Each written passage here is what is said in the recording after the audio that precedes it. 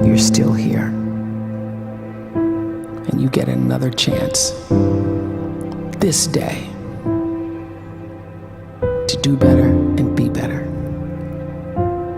Another chance to become more of who you were created and what you were created to fulfill.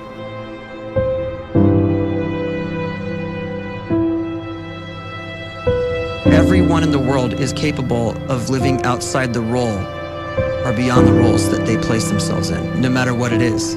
You're not just a dad, you're not just a banker, you're not just a brother or a son or a convict. It doesn't matter. Like, everyone is bigger, much bigger, infinitely bigger than the roles they place themselves in, and is capable of reaching potential greater than anything they could imagine.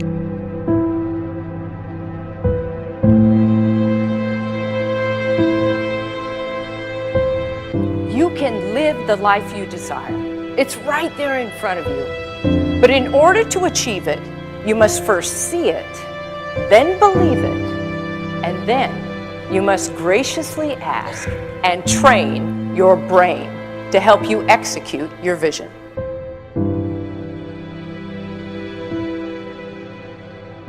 So when you start to focus and you delete distraction from your life, and you start to get seriously invested in doing one thing staggeringly well, and you practice that one thing over and over, a term to think about is mundanity. You do one simple, seemingly insignificant thing every day around your main skill, and it's very mundane, but small daily improvements over time lead to world-class results. Well, here's what happens in your brain. You start to isolate a single neurocircuit around that skill, and that starts to trigger a certain type of brain cell called an oligodendrocyte, which then releases myelin. Myelin is a fatty tissue that starts to wrap around that single neurocircuit related to that main skill you've been practicing.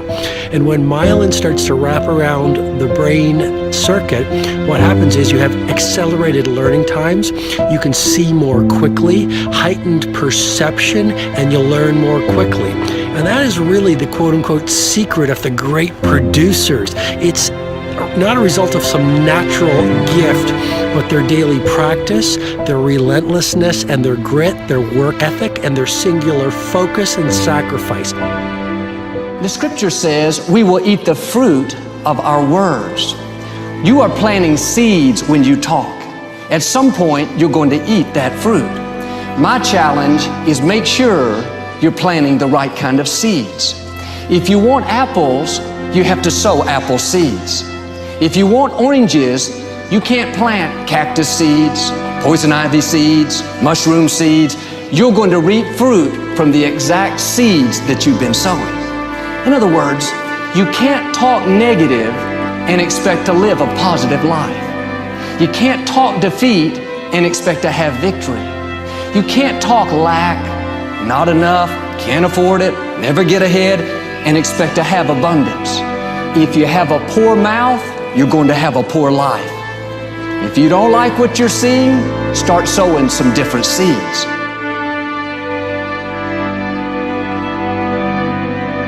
We may not realize it, but we're always feeding ourselves. What we watch, listen to, the people we're around, the thoughts we're dwelling on, that's feeding our inner man. If you go to lunch with people that talk bad about the boss, make fun of a coworker, put down a friend, they're feeding you gossip, feeding you jealousy, feeding you disrespect. Here's the key. Whatever you feed is going to grow. You may not like what they're feeding you. You're a nice person, but if you continue to hang around them, before long, you'll be gossiping, you'll be critical, you'll be disrespectful. Why? Because you kept feeding the wrong things. If you're always feeding negative thoughts, thinking, I'll never get well, I'll never meet the right person, you're feeding doubt, feeding mediocrity, feeding fear.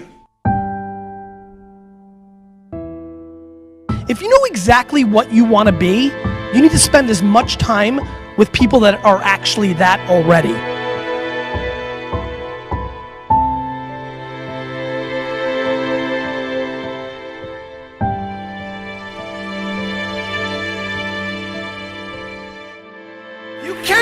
let a fear of failure or a fear of comparison or a fear of judgment stop you from doing what's going to make you great.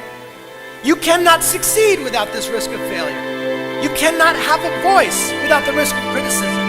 And you cannot love without the risk of loss. You must go out and you must take these risks.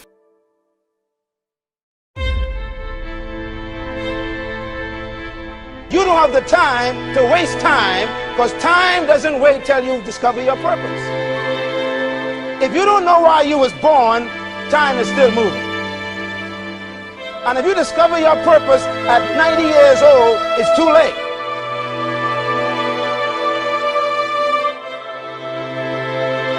You don't know how young you are. What if you die in 2 years? You're pretty old right now. You got 2 years left. And if you're 50 years old and you're feeling discouraged, well, remember the advice about planting a tree. When's the best time to plant a tree? 20 years ago or today? So if you're 50 and you feel like life left you behind, well, get started right now. Better late than never. Better late than never. Don't think about time and age so much. It gets people distracted. When the whole world's distracted, you be focused.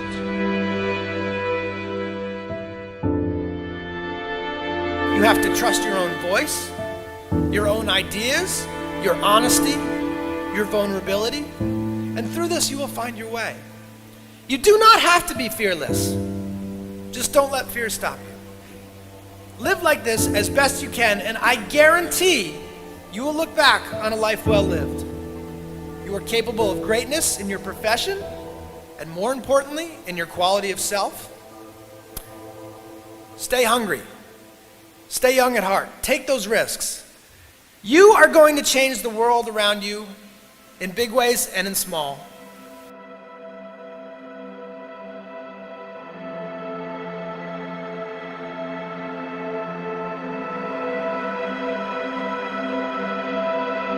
But see, anybody, if you want to, can go searching for a good plan, pick it, and start working it. And sure enough, as the time passes, as it surely will 5 years from now, 10 years from now, then you'll be winding up wearing what you want to wear, driving what you want to drive, living where you want to live, become what you want to become.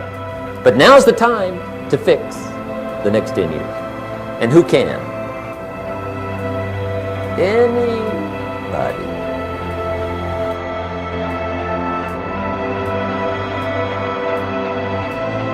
You were created to give life and make a difference with your gift somewhere. That's why you came to this place.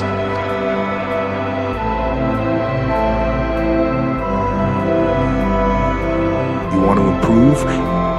You want to get better? You want to get on a workout program or a clean diet? You want to start a business? You want to write a book or make a movie or build a house or a computer or put together some mobile application? Where do you start? You start right here. And when do you start? You start right now. You initiate the action aggressively. You go.